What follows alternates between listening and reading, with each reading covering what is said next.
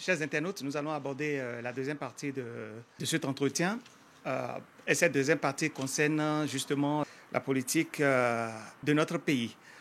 Parce que nous avons plusieurs préoccupations en tant que citoyens de ce pays qui aspirent à la paix et qui, en voyant tout ce qui se passe actuellement, les décisions, les lois, se posent certaines questions. Et lorsque nous avons la chance d'avoir un homme de justice, un homme de droit avec nous, on ne peut pas ne pas lui poser quelques questions.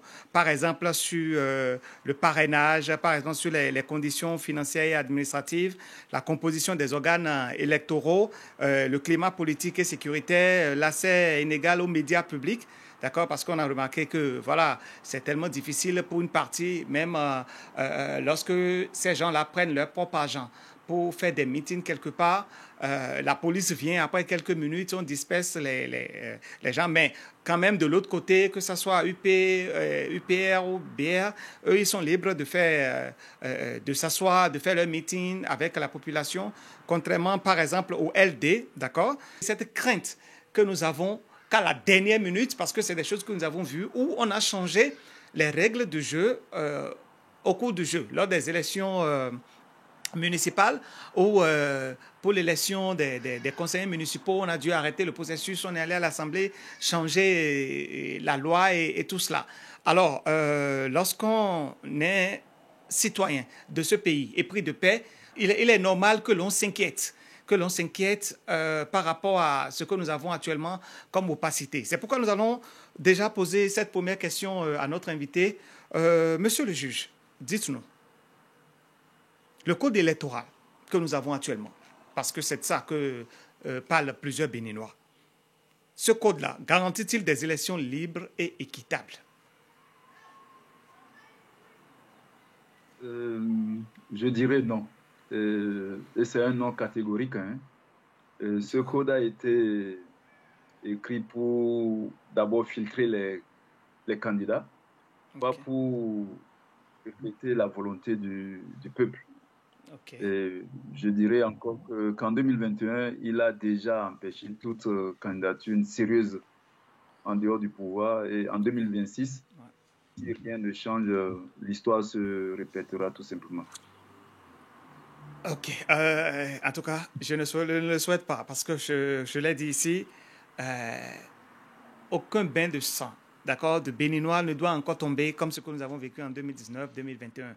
Ça ne doit plus arriver. Et c'est pourquoi il faut discuter, même si en face, ben, ceux à qui appartient la décision font oreille sourde parce qu'en réalité, euh, apparemment, eux, ils ont un avantage. Mais je ne dis rien. Nous avons un invité ici.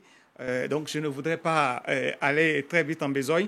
Alors, monsieur le juge, si je vous demandais, qu'est-ce que vous trouvez de problématique? Quelles sont les dispositions problématiques dans ce code électoral pour que vous nous dites que cela peut entraîner les mêmes conséquences qu'en 2019?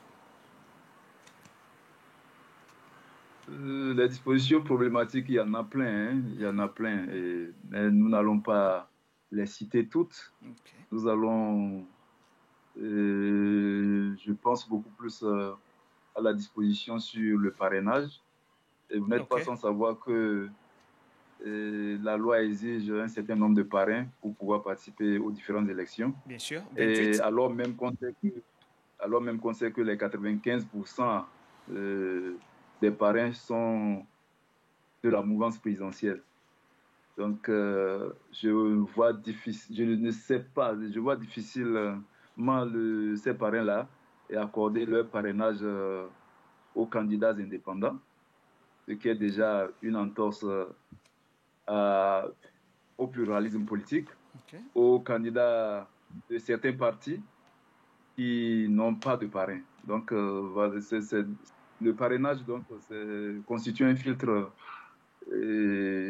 pas possible dans le cas de notre démocratie au Bénin. Et OK. l'autre inquiétude, je dirais que à côté du parrainage, il y a une seconde inquiétude qui n'est pas bon. Lorsque vous l'évoquez, bon, vous incriminez, on semble dire que non, que vous n'êtes pas sérieux.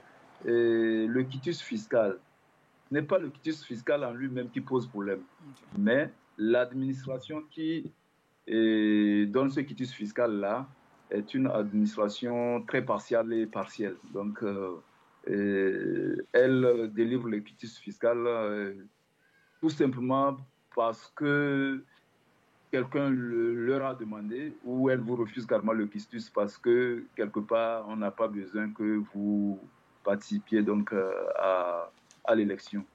Donc voici les deux éléments que je viens de citer. Il y a également un autre élément, l'élément sur le quota des 20%. C'est vraiment un élément qui instaure une injustice et une inégalité flagrante.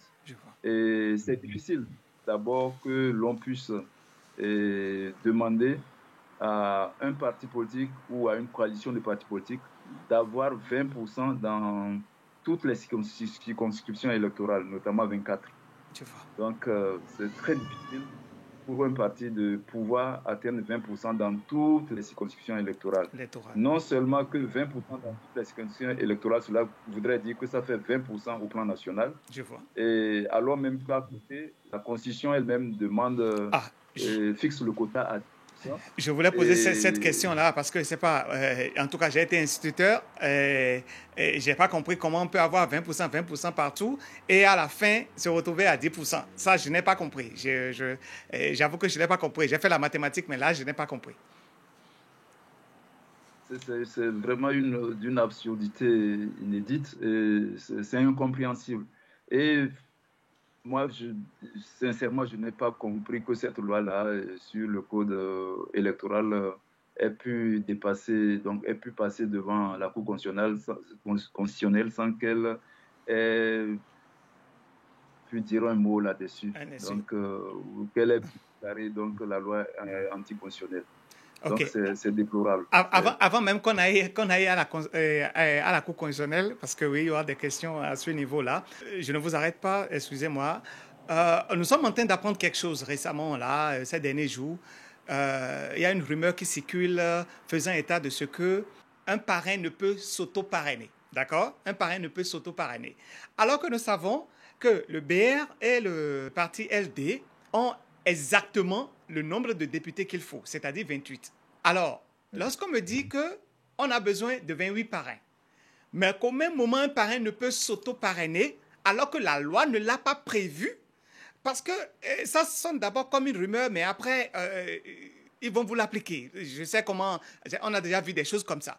Alors, dites-nous, est-ce que cela veut dire qu'un député, par exemple, LD, je prends LD parce que de l'autre côté, ils ont des maires et tout le reste.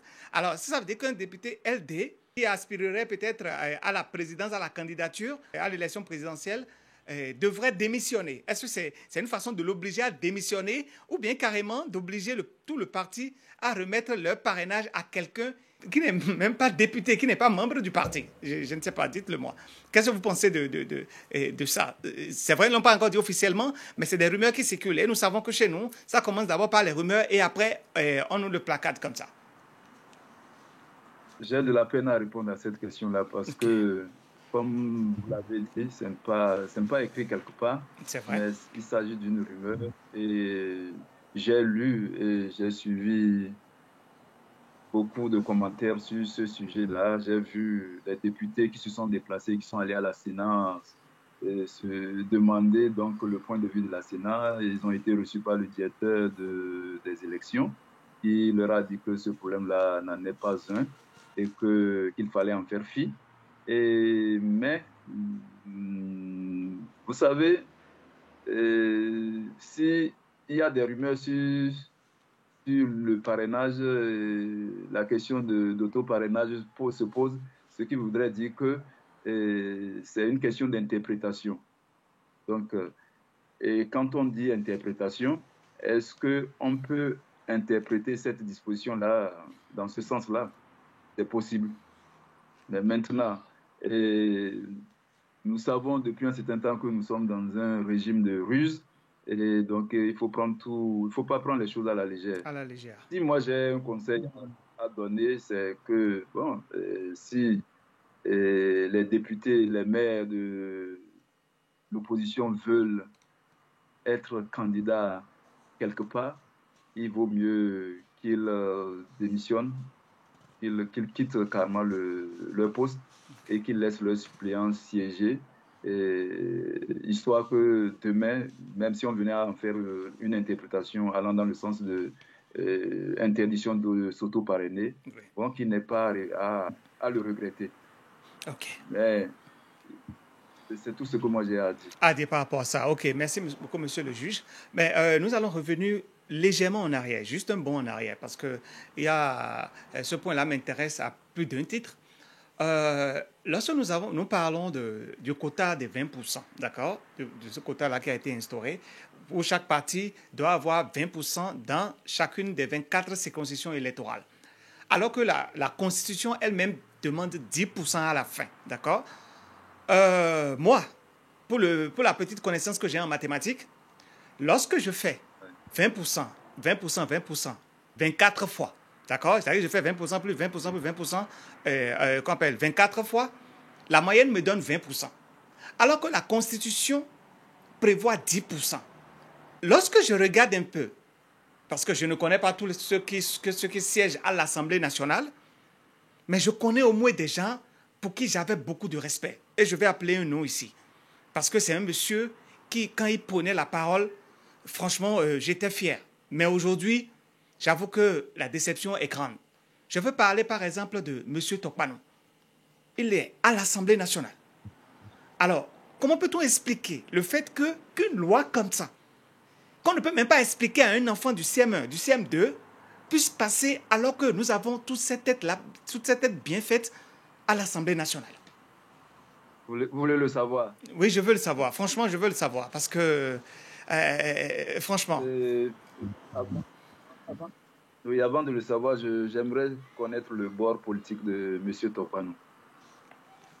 Bon, je sais qu'il est du même bord que... Je crois qu'il est de l'UPR. Il est de l'UPR, si je ne me trompe pas. Et l'UPR, voilà, c'est un parti du président de la République. Ça. Et qui est le chef de l'UPR? C'est M. Ruzérage, je l'appelle comme ça. Voilà, celui qui avait siégé à la Cour constitutionnelle, qui a fait ce qu'il a fait à la Cour constitutionnelle. M. Djogbenou, voilà, je me rappelle de son nom, M. Djogbenou, voilà. Bon, les gens disent que c'est le créateur de ce qu'il convient d'appeler désormais rusérage. Ouais.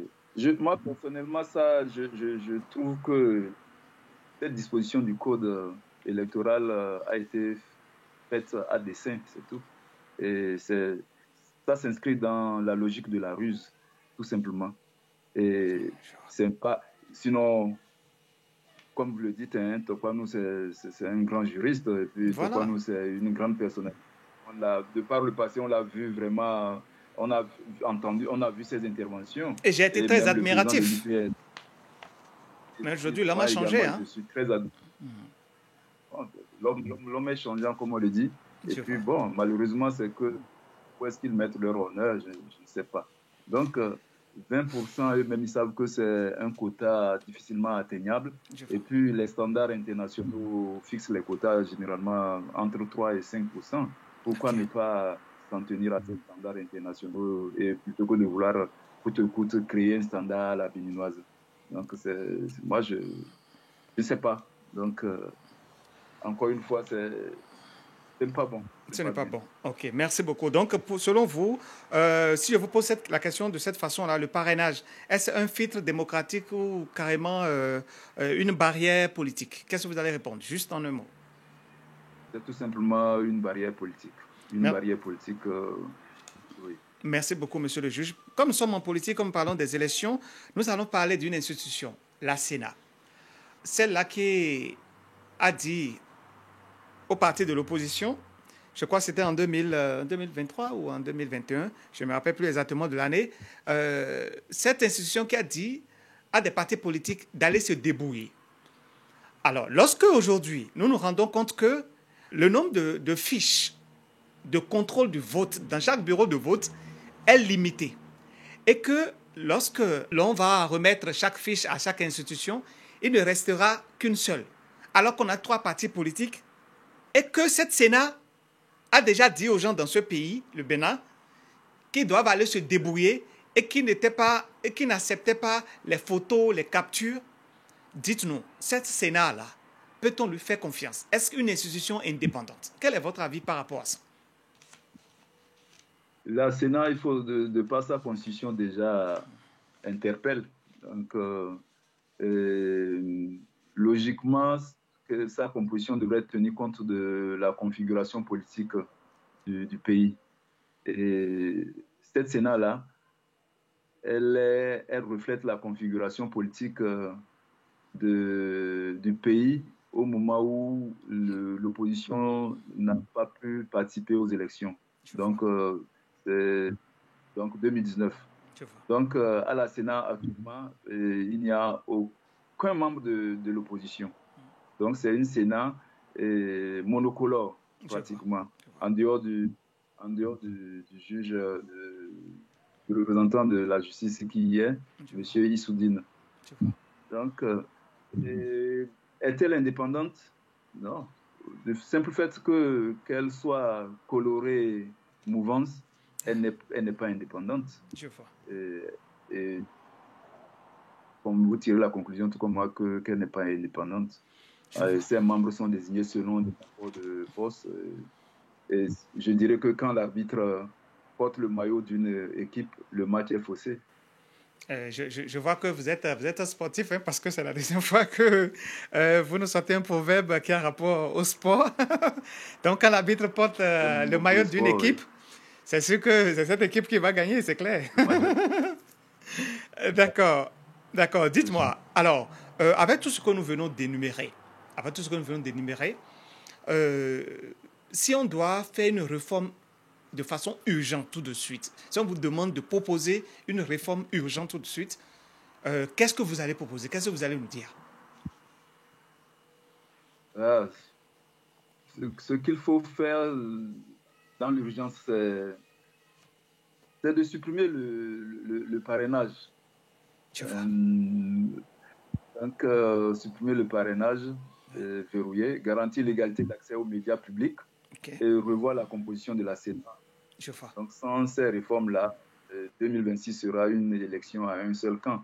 Et puis, bon, il y a d'autres voix aussi qui réclament carrément les assises nationales. Donc, si on ne peut pas toucher au parrainage, si on ne peut pas toucher à la Sénat, si on ne peut pas toucher à d'autres aspects du code, je pense qu'il faut l'une des solutions les plus recommandées, c'est les assises nationales, où le peuple reprendra et fixera les règles du jeu en toute matière. Merci, monsieur le juge. Je voudrais aborder un aspect, parce que nous parlons d'institutions, nous avons parlé de la Sénat. Lors de la rencontre du président de la République, M. Patrice Talon, avec les jeunes, ou bien des jeunes, parce que chaque fois que moi je dis des jeunes. Alors, lorsqu'il a rencontré des jeunes, l'un de ses hôtes lui posait la question suivante. Et si les élections étaient infructueuses? Et si aucun parti politique n'arrivait à avoir le quota, n'arrivait à atteindre le quota des 20% dans chacune des circonscriptions électorales? Qu'est-ce qu'on allait faire? Et il a retourné la question à son hôte qui lui disait, bon, la Cour constitutionnelle va se prononcer et tout le reste. Voilà. Dites-moi,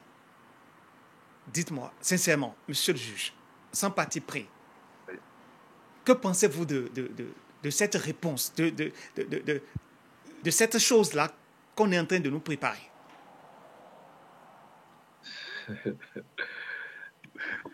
Les élections, c'est une affaire du peuple. Et lorsque cette matière qui appartient au peuple vient à se retrouver entre les mains d'un organe, d'une institution qui, à mon sens, n'est pas de nos jours indépendant, il y a de quoi s'inquiéter. Donc, il vaut mieux ne pas en arriver là. Et pour qu'on n'en arrive pas à un contentieux devant la Cour constitutionnelle, je pense il faut revoir carrément les règles du jeu. Je vois. Donc, retoucher carrément le code électoral. Et L'électoral. là, on n'aura pas à venir le juge constitutionnel, que tout le monde sait bien ne pas être indépendant. Donc, le chef de l'État ferait mieux d'user de son pouvoir, de, de tout ce qui est de son pouvoir pour qu'on puisse retoucher ce code-là et puis ne pas demander encore à la Cour constitutionnelle de trancher un quelconque contentieux sur un vote qui appartient logiquement au peuple. Je vois, je vois. Dites-moi, c'est pas un retour en arrière, mais il y a une partie du peuple qui pense que euh, le quota des 20% est en contradiction avec le pluralisme et que c'est une règle qui va à l'encontre de l'article 13 de la Charte africaine de la démocratie et de la Constitution béninoise. Est-ce que vous confirmez la chose? Oui, je le confirme, c'est le quota de 20%. D'abord, j'ai dit que c'est un quota hors norme. Et les standards internationaux même fixent le quota entre 3 et 5%. Je vois. Et le Bénin, je ne sais même pas, le Bénin est allé chercher où c'est 20% et sur quelle base ils ont fixé 20%. Et moi, je ne sais pas quelles études ils ont faites pour pouvoir aboutir à À 20%. 20%. Si Parce c'est. qu'avant, on avait déjà fait 10% et puis les gens n'étaient même pas arrivés à atteindre les Vous n'avez 10%. pas Maintenant, parti on à met ça l'Assemblée. encore à 20%. Qu'est-ce qu'on recherche? Je pense que derrière cette idée-là, c'est un vide institutionnel qui est recherché tout simplement. Hein. On veut que personne ne soit à l'Assemblée, ne puisse venir à l'Assemblée nationale. Et là, la Cour constitutionnelle ne pourra que dire, bon, vu qu'il n'y a pas d'élu par rapport à cette élection-là, Monsieur le Président, continuez votre mandat sur 2, 3 ans, le temps Waouh, waouh, qu'on waouh. on revoit encore le code ou bien que l'élection nouvelle soit faite. Et bon, je pense que c'est ce qui est recherché. Est-ce que vous ne pensez pas que C'est ça. ces gens de décisions prises par la Cour, que la Cour pourrait prendre, peut créer, peut ramener la violence dans notre pays? Mais c'est ce qui est évident, c'est ce qui est malheureusement c'est ce qu'on peut craindre. Et que le vote est sacré, hein, comme on le dit. Je vois. Et le peuple n'a pas ça. C'est ce que le peuple a de plus cher. Et le peuple, il peut être primé sur 5 ans, sur 10 ans, le temps des 2 mandats d'un président, mais il se dit, bon, il y a un rendez-vous. Et le Oui, seul rendez-vous, c'est le rendez-vous des élections. je vois. Et maintenant, qu'à ce rendez-vous-là, qu'on lui dise que une loi que quelques personnes ont prise, fût-il des représentants du peuple, les empêche qu'on compte leur voix, c'est regrettable. Le peuple ne peut que sortir dans les rues et puis manifester sa colère et on sait comment ça commence, mais on ne sait pas comment ça finit généralement. Ces explications, monsieur le juge, me rappellent la fameuse phrase de l'actuel président, je crois c'était lors de son premier mandat, quand il disait euh, même si vous êtes le président le plus mauvais, une fois que vous détenez, ou bien une fois que vous tenez les grands électeurs, vous serez réélu. Bref, je ne voudrais pas qu'on commente cela, mais dites-moi déjà, est-ce que vous ne pensez pas que l'opposition est d'accord avec tout ce qui se passe? C'est-à-dire, on voit quand même que, bon, elle consent, elle ne dit rien et elle continue. Elle ne fait pas des propositions c'est-à-dire des propositions audibles qui vont même réveiller le citoyen qui est apolitique de son sommeil. Est-ce que vous ne voyez pas que, bon, l'opposition aussi consent et puis ça va, l'opposition ne fait pas des propositions concrètes? Ben, ça, c'est le sentiment de la grande partie du peuple. Ouais. Mais que peut l'opposition dans ces circonstances-là? On a vu l'opposition se rendre à la Marina. Il y a eu des rencontres avec le chef de l'État. Ils ont appelé son attention sur ces points-là. Mais le chef de l'État a dit non, que les règles de jeu sont là et qu'on ne devrait pas les retoucher. Bon, 28 députés à l'Assemblée nationale, qu'est-ce qu'ils peuvent? Ils ne sont pas majoritaires, les lois peuvent être votées sans eux. Donc, l'opposition, bon, je pense que il ne faut pas toujours dire que, bon, il ne faut pas toujours regarder un parti politique dans des situations pareilles. Il appartient au peuple de se faire entendre à travers les marches, à travers les sittings, à travers... Bon, je sais que actuellement la peur est partout, mais il appartient au peuple de dire, bon, de se mettre au-dessus des partis politiques et d'agir et de revendiquer son droit. Son droit. Ok, d'accord. Alors, dites-moi, il y a aussi une question qui me préoccupe à plus d'un titre.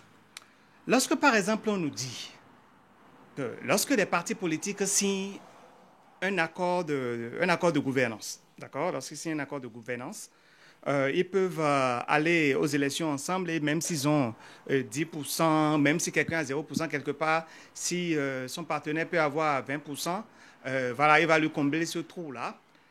Alors que nous savons très bien, ce qui est factuel, c'est que nous n'avons que trois grands partis maintenant qui sont le BR, l'UPR et LD. UPR et BR étant les partis du président et on demande ces accords de gouvernance. Dites-nous, que pensez-vous de cela? Voilà. Oui, le code dit que deux ou plusieurs partis ayant signé un accord de gouvernance à la Sénat peuvent additionner leur score pour atteindre les 20%.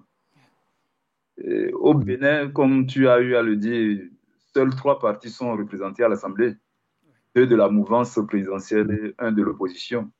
Cela veut tout simplement dire que les deux partis du pouvoir peuvent s'allier pour se sauver mutuellement pendant que le parti d'opposition lui est condamné à faire seul les 20%.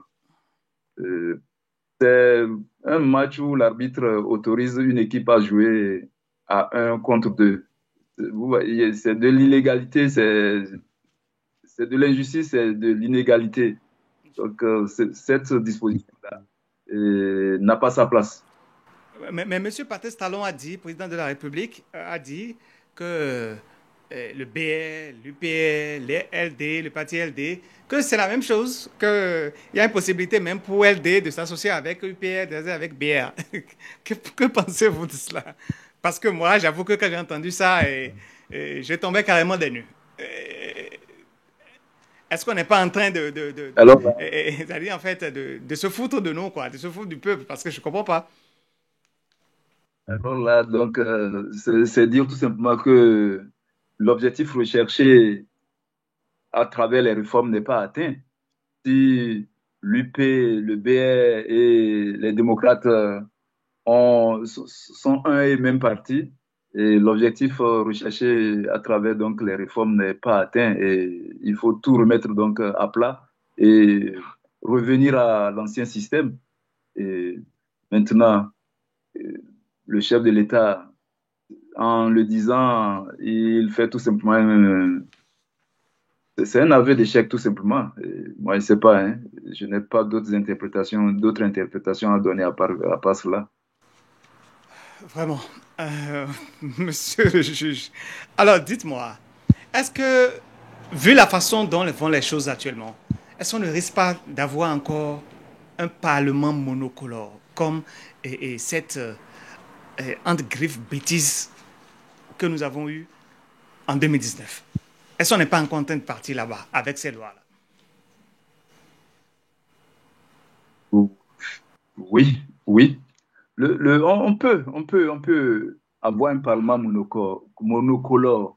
Et moi, lorsque je regarde l'actualité politique et je vois ce qui se passe sur le terrain, je peux oser même dire que les démocrates, si toutes les choses sont transparentes, si les choses se font dans la transparence, et peuvent tirer leur épingle du jeu et, et mettre en difficulté donc les partis de la mouvance, et logiquement se retrouver seul au Parlement. Et si ce cas de figure-là arrivait, et ce serait donc un Parlement de blocage. Le pays risque de ne pas bien fonctionner. Maintenant, l'autre cas, c'est que les partis de la mouvance qui peuvent additionner leurs 10% chacun et parvenir à 20%, peuvent également se retrouver seuls et avec la bénédiction aussi du trucage, de tout ce qu'il y a autour, le tripatouillage électoral et tout ça, et se retrouver seuls au Parlement. Et chose très, très redoutée. Donc, on se retrouvera donc avec un Parlement monocolore et de la mouvance présidentielle. Et là, ce ne sera qu'une autre caisse de résonance, tout simplement. Donc, le président aura toute la latitude de faire ce qu'il veut et la Constitution pourrait même être révisée À et nouveau, préciser, autorisée. à nouveau. Et pourquoi à nouveau au niveau du Parlement, tout simplement, et autoriser un troisième mandat, un quatrième mandat ou bien un nombre indéfini de mandats au président de la République, alors même que le peuple, lui, il n'en a plus, il n'a plus besoin de voir un président faire plus de 2 mandats. Je vois. C'est les risques que nous sommes en train de courir. Si vous dites que le peuple n'a plus besoin qu'un seul individu fasse plus de deux De voir, mandats, et nous entendons des cris à gauche, à droite, hein, des dynamiques talons continua, et talons 100 ans, on entend des trucs comme ça quand même. Là aussi, c'est des citoyens. Hein. oui, ceux qui disent Talon, après Talon, c'est Talon, Talon doit continuer, Talon doit faire un troisième mandat, Talon a bien travaillé. Ils nous disent au nom de quoi? On dirait même qu'ils ne connaissent même pas ce que dit la Constitution. Et nul n'est au-dessus de la De Constitution. la La Constitution. Constitution, c'est la loi suprême. Et les gens ont déjà dit cela, hein, c'est pas moi qui vais le répéter. Normalement, ces gens-là, on devrait tout simplement les prendre et puis ils ont une procédure quelque part. La criette qui sait prendre beaucoup d'hommes comme troubleurs de l'ordre public, les laisse troubler l'ordre public et s'occupe des petits frétins, alors même qu'il y a de gros troubleurs. Donc, moi, je les appelle de gros troubleurs. Donc, des ennemis de la paix. Il faut les rechercher, les entendre et comprendre si ce qu'ils disent là, ça vient du plus profond de leur cœur ou bien si c'est quelque chose qu'ils disent bon, sans savoir ce qu'ils disent. Je vois. Alors, si on peut, je vous demande de me faire un bref résumé de tout ce que nous avons dit juste là par rapport au code électoral et chrysogène, par rapport à ces articles tels que le quota de 20%, tels que la coalition de deux partis à la Sénat pour pouvoir aller aux élections, la Sénat en elle-même. Et le fait de dire, par exemple, que oui, la Cour constitutionnelle va décider. Dites-nous aussi, je vous demande, par exemple, de nous faire un bref résumé de tout cela. Je dirais en 5 points que ce code n'est pas un arbitre, alors qu'il devrait l'être. Okay. C'est plutôt un piège à. Je dirais également que deux parties du Pardon, pouvoir peuvent on n'a pas bien entendu cette partie. C'est un piège à... C'est un piège à multipartisme. Ah, ok, yes, un piège à multipartisme, d'accord. Secondo, deux parties du pouvoir peuvent s'additionner. L'opposition doit se multiplier toute seule. Où est donc l'égalité? Alors que un code devrait être une loi impersonnelle et générale, mais ce code-là est taillé sur mesure et vise donc un parti donné. Troisièmement, je dirais que un parlement sans opposition, c'est comme un pays qui roule sans frein. Je vois. Et quatrièmement, et quand on contrôle tout, on peut tout changer, même la constitution. Donc ce risque-là, il est là. Et si d'aventure on continuait et que c'est la mouvance qui réussissait à avoir des députés à l'Assemblée seule, donc la révision de la constitution ne devrait pas nous effrayer. Et Cinquièmement, donc pour finir, je dirais qu'avec ce code, on ne prépare pas une élection, on prépare plutôt une prolongation de mandat. C'est ce que je constate. C'est un code de ruse et qui prépare tout simplement la prolongation de mandat. Puisque ce que dit le code, c'est que le code veut qu'il n'y ait personne à l'Assemblée nationale à l'issue du vote, des votes à venir et que la Cour constitutionnelle décide de la prolongation du mandat du président en exercice. Ok, monsieur le juge, merci beaucoup. Merci pour votre intervention. Euh, Avant même de vous demander de conclure, avant de vous demander de conclure cette campagne, cet entretien, j'ai entendu quelque chose tout de suite. Dans votre résumé, vous avez dit un pays avec un parlement sans opposition, c'est comme un pays sans frein. Cela m'a rappelé quelque chose, mais cela a suscité en moi une question. Dites-moi, personnellement, que pensez-vous de cette loi qui veut que désormais le président aille faire des prêts et vienne informer ensuite le Parlement, d'accord? Le Parlement qui est censé représenter le peuple au nom duquel on veut faire le prêt. Et surtout lorsqu'on observe que depuis qu'ils ont commencé par faire ces prêts jusqu'à aujourd'hui, je ne sais pas s'ils sont allés à l'Assemblée 2 fois pour dire à nos honorables députés s'il faut encore les appeler des honorables, je suis désolé, mais les actes qu'ils posent ne reflètent rien d'honorable. Ça, c'est mon opinion. Ça, c'est mon opinion, ça n'engage que moi. Alors, dites-nous, que pensez-vous de cette loi-là qui dit que le président peut aller faire des prêts comme il veut et venir ensuite faire un point s'il le veut, parce que je veux dire même s'il le veut, parce que combien de points on a déjà fait à notre Assemblée nationale? À moins que ces points-là ne soient faits peut-être par téléphone, je ne sais pas. Le président, il fait des prêts et après un certain temps, il vient annoncer au Parlement bon, que bon, j'ai contracté des prêts au nom du peuple béninois. C'est du jamais vu, hein. Ça, dans toutes les démocraties du monde, ça, c'est du jamais vu. C'est le Parlement qui donne son accord, normalement, pour tout accord, pour tout prêt du gouvernement. Pour tout prêt que le gouvernement veut contracter, c'est le Parlement qui donne son accord. C'est le Parlement qui vote une fois là-dessus. Donc, sauf dans des situations où le président peut prendre une ordonnance, ça, et ça, c'est très, très exceptionnel. Maintenant, et ça, c'est ce qu'on vit depuis l'avènement de ce régime-là, donc, où ils ont justifié ce fait-là par le fait qu'ils veulent aller très vite et qu'ils veulent bien faire les choses et que les temps mis par les parlementaires pour voter les accords de prêt sont très longs et qu'il fallait contourner. Mais en contournant cela, c'est que bon, c'est l'arbitraire qui s'installe et c'est du jamais vu. C'est du jamais vu. C'est pas bien. C'est pas bien. Parce que un prêt, c'est quoi? Un prêt, ça engage la postérité. Ça engage le peuple béninois, ça engage nos enfants, ça engage nos arrière-petits-fils et ainsi de suite. Donc, que de façon fantaisiste, qu'une personne, que l'exécutif aille contracter des prêts sans l'accord du peuple ou de ses représentants, et qu'est le Parlement, c'est une violation flagrante de la séparation des pouvoirs. Merci beaucoup, monsieur le juge. Dites-nous, si je vous demande de nous faire une conclusion avec une proposition constructive, d'accord, une proposition constructive, parce que ce pays, nous l'aimons, quel qu'en soit ce qui se passe. Moi, personnellement, je le dis à chaque fois, je n'ai qu'une seule nationalité. Je n'ai qu'une seule nationalité et elle est béninoise. Donc, que le Bénin se porte bien, que le Bénin se porte mieux, que le Bénin soit en paix, qu'aucun Béninois ne tombe encore sous des balles à cause des élections parce qu'une seule personne aurait décidé que cela soit ainsi.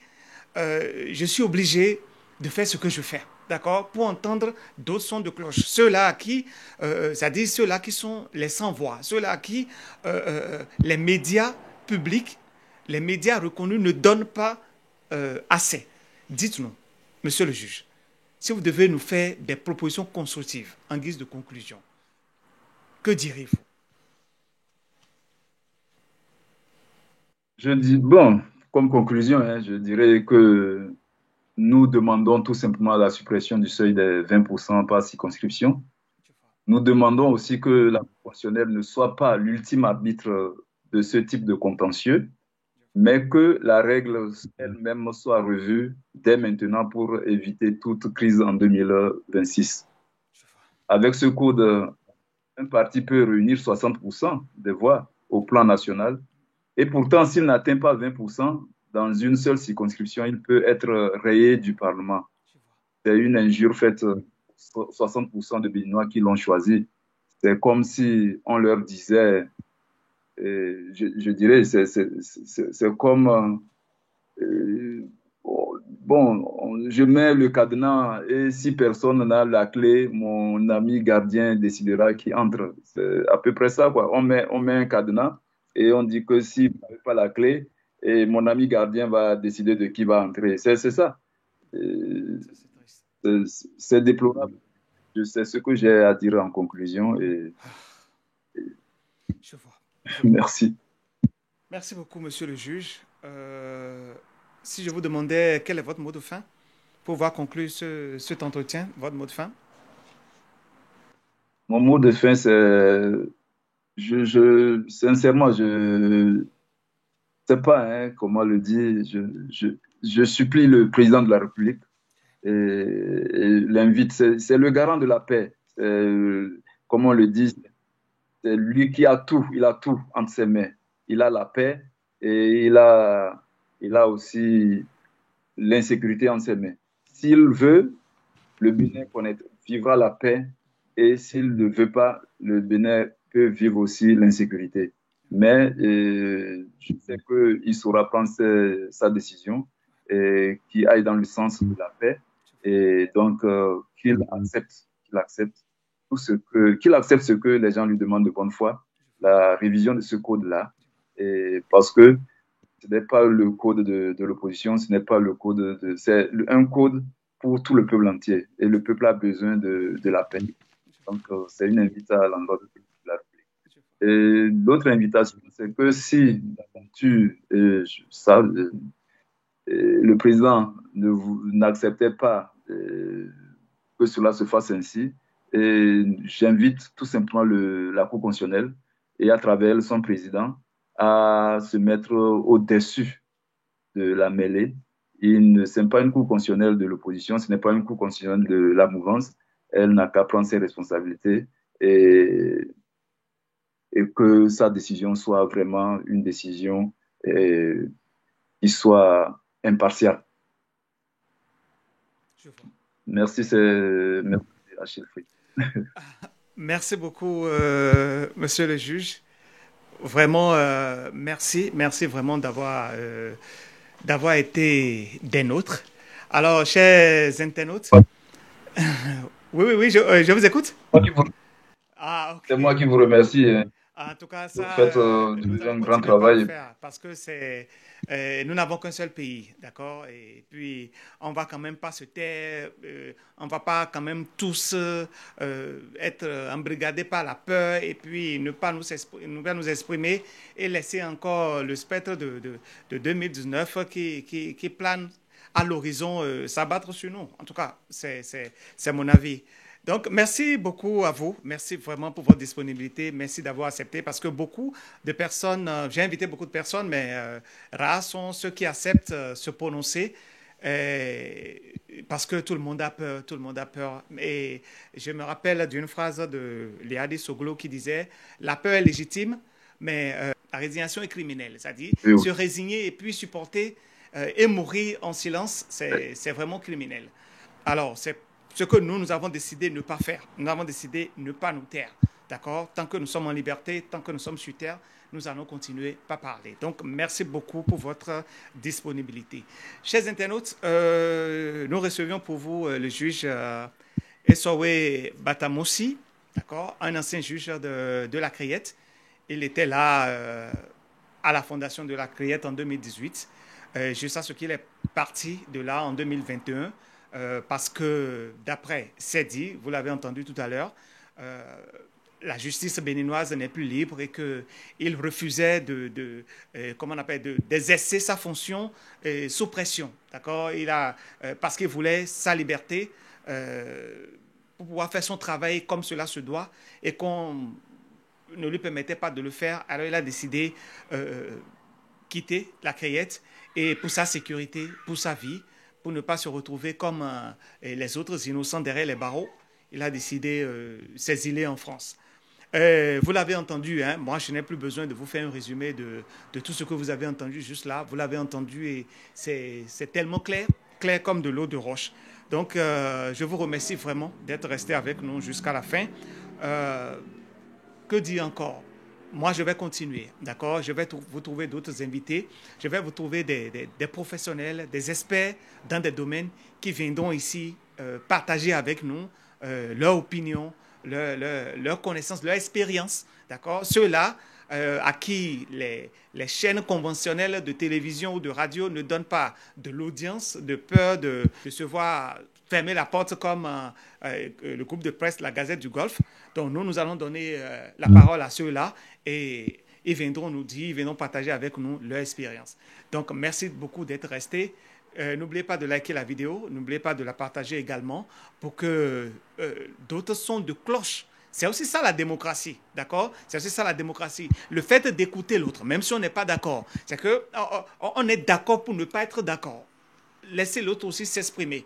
Que ce ne soit pas seulement un seul côté qui se prononce et puis tous les autres doivent se taire et une seule personne prend des décisions qui s'appliquent à 13 millions de Béninois. Ça ne devrait pas être comme ça. Alors, merci beaucoup et à très bientôt sur Achille Free. Bye bye.